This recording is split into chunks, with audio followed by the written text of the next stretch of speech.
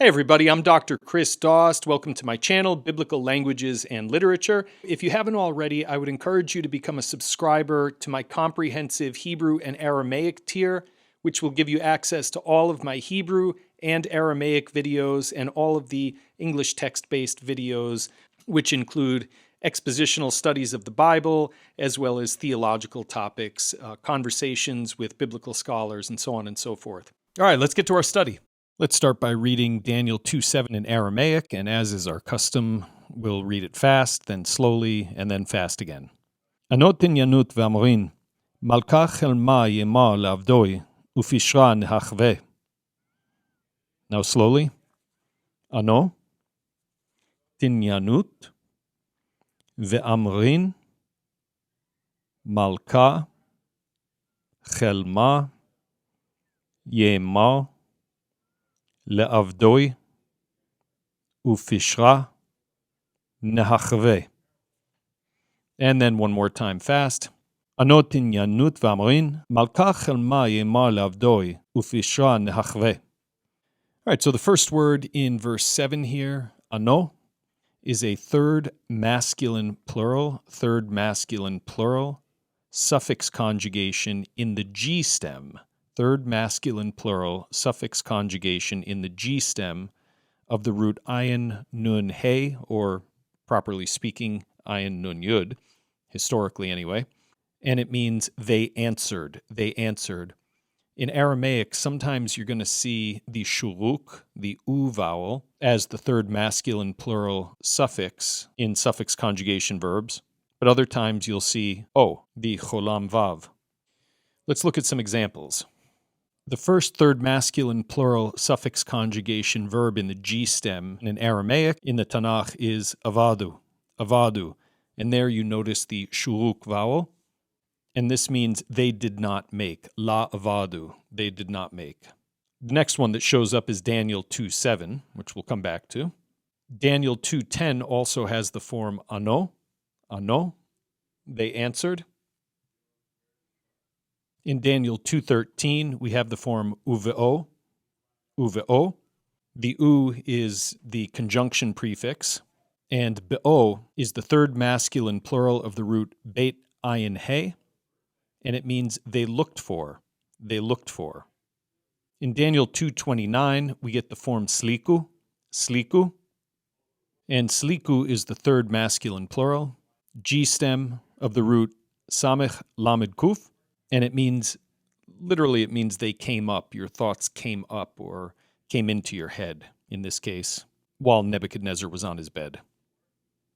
Now in Daniel 2:35, we get the form daku, which takes the shuruk. This is from the root dalet kuf. This is what we call a geminate verb, where you have a doubled consonant, dalet kuf. And so daku means they were crushed.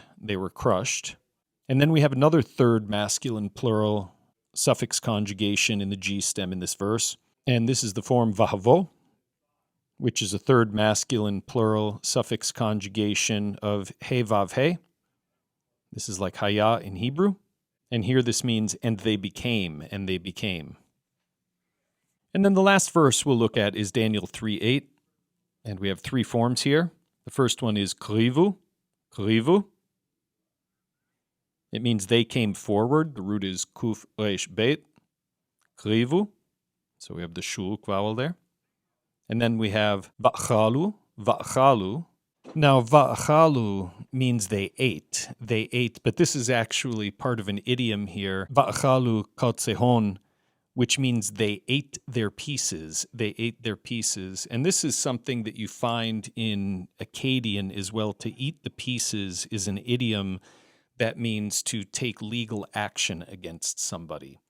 So certain men of the Chaldeans came forward and they accused or denounced those of the Jews, di Yehudae. And then in verse 9 we get ano again. They answered ve'amrin, just like we have in our verse for today in Daniel 2:7. Ano ve'amrin, they answered and said. So what we see here in these examples is that when we're dealing with a verbal root that has three consonants, such as kuf resh bet or aleph kaf lamed, or even with dalet kuf kuf, which we saw earlier, we should expect the shuruk vowel, krivu, va'chalu. However, when we're dealing with a final he or a final yud verb, we end up with the o vowel, as in ano, or havo, or be'o, as we see here as part of the longer form, uve'o. Now let's read this verse in the manuscript.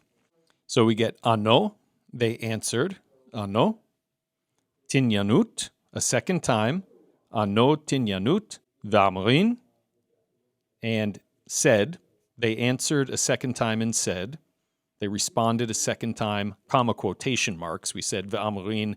We don't necessarily need to translate that with words. We can translate using punctuation marks, comma quotation marks, kind of like lemor in biblical Hebrew. So they responded a second time, quote, Malka chelma yemar, let the king tell the dream, Malka chelma yemar le'avdoi, to his servants, ufishra, nehachve, we will tell, we will declare. Now, I want to take a minute to look at the Masoretic notes. So you'll notice above the form tinyanut, there is a cercillus here, or a circule, as some people call it. And this circule, or cercillus, indicates that there is a Masoretic note in the margin to which we need to pay attention. And so that is the note lamed. Lamed with the dot over it is an abbreviation for the Aramaic term leta, which means there is no other. In other words, this form occurs one time in the Bible. Now, the form ufishra also has a Masoretic note, and this is a longer one. So ufishra, you see the cercillus here. This tells us that in the Masorah there's a reading, and so here it is, dalet. Dalet means 4 times, because it's the 4th letter of the Hebrew Aramaic alphabet. 4 times. Twice, aleph beit, so beit represents 2, 4 times with another 2 written with the hey suffix.